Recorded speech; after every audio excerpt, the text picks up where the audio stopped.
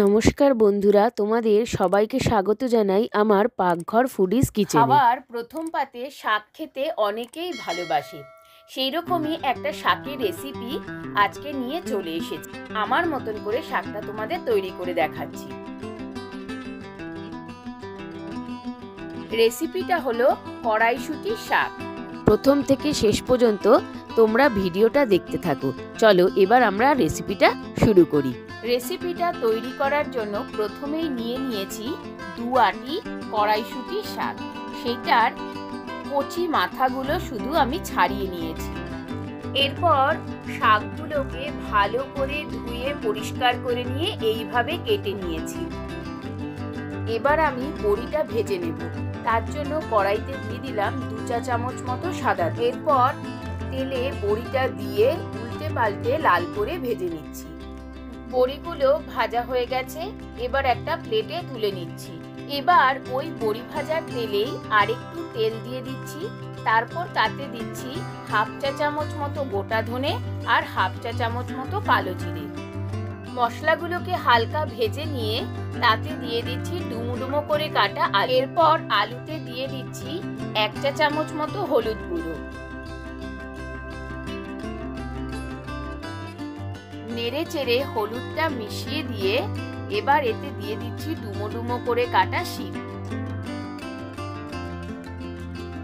আলু শিমটা একটু ভাজা ভাজা হয়ে গেলে তাতে দিয়ে দিচ্ছি ডুমো ডুমো করে কাটা কুমড়ো।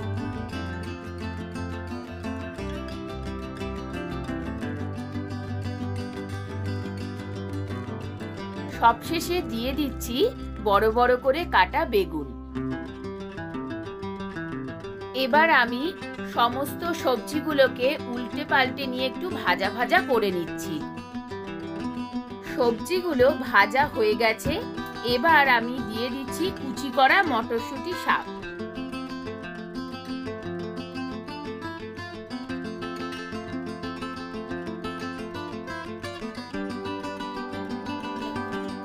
এবার শাকটাকে আমি নাড়াচাড়া করে নিয়ে ঢাকনা চাপা দিয়ে দিচ্ছি। এইভাবে ঢাকনা চাপা দিয়েই মিডিয়াম আঁচে গ্যাসটাকে রেখে শাকটাকে রান্না করতে হবে। তাই জন্যই শাকটাকে আবারও আমি নেড়ে চেড়ে ঢাকনাটা চাপা দিয়ে দিচ্ছি। এবারে ঢাকনাটা তুলে নিয়ে তাতে দিয়ে দিচ্ছি 1 চা চামচ হলুদ গুঁড়ো আর স্বাদ মতো নুন। নুন হলুদটা ভালো করে নেড়ে চেড়ে মিশিয়ে নিচ্ছি। আমি শাকটাতে কোনো জল ব্যবহার করব না, এভাবেই ঢাকা চাপা দিয়ে রান্নাটা করব।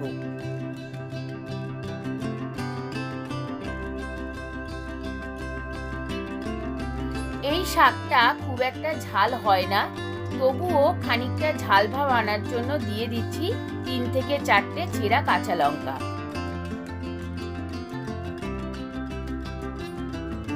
সবশেষে দিয়ে দিচ্ছি 2 চা চামচ নারকেল বাটা।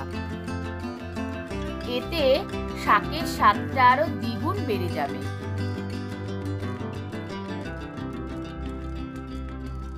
এবার আমার রান্নাটা মোটামুটি কমপ্লিট। আমি নেড়ে চেড়ে ঢাকনাটা আবার চাপা দিয়ে দিচ্ছি। দেখো বন্ধুরা, শাকটা দিয়ে কত জল বেরিয়েছে। আমি কিন্তু এখানে একটুও জল ব্যবহার করিনি। এই শাকের স্বাদটা যেহেতু একটু তিতকুটে টাইপের, তাই দিয়ে দিচ্ছি 1 চা চামচ মতো চিনি। মোটামুটি জলটাও টেনে গেছে আর শাকটাও সেদ্ধ হয়ে গেছে। এইবার আগে থেকে ভেজে রাখা বড়িগুলো আমি একটু হাত দিয়ে ভেঙে নিচ্ছি, শাকের ওপর দিয়ে ছড়িয়ে দেব।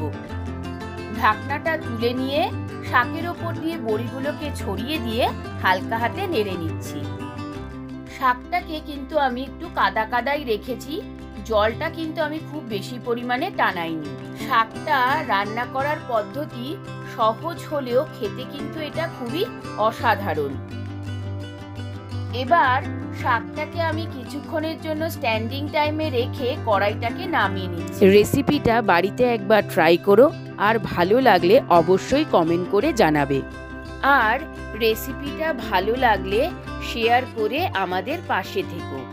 Thanks for watching. Please subscribe my channel Pakghor Foodies Kitchen and press the bell icon. এইবার শাকটাকে আমি একটা বাটিতে তুলে নিচ্ছি।